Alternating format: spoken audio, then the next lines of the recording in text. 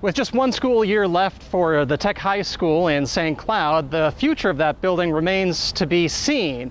But renovating old school buildings into something new is nothing new. For example, this building behind me used to be owned by the Minneapolis School District. Now it's loft spaces in Uptown, Minneapolis. Buzza Lofts of Uptown was originally built in 1907. It was purchased by the school district in 1972. Real estate developer Dominium bought it in 2012 and converted it into 136 affordable housing units.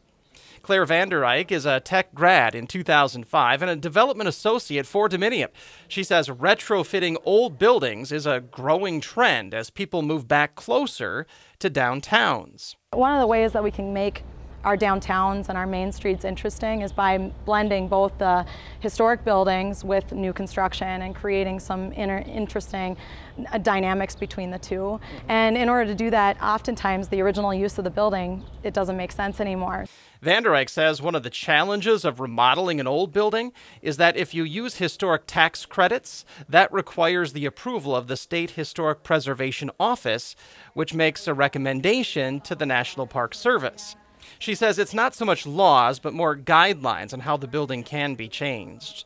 She says there are some hurdles to overcome when you take classrooms and turn them into living spaces. Well, I think the biggest challenge, of course, is that you're coming into a building that's already built, that you're living within the structure of the way it is, that you have then, especially if you're using historic tax credits, there's oversight on top of that for what we can do with the building. And Vander Eyck says it can be difficult to put these types of projects together, but private developers like Dominium are much better equipped to do that than school districts are.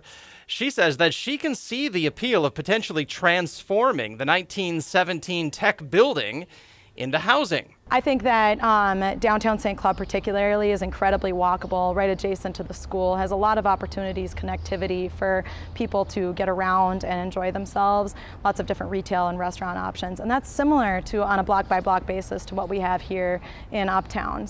Vander Eyck says historic preservation is important because it engages both longtime residents who have a connection to that building, as well as newer residents who can see the building's potential in the future.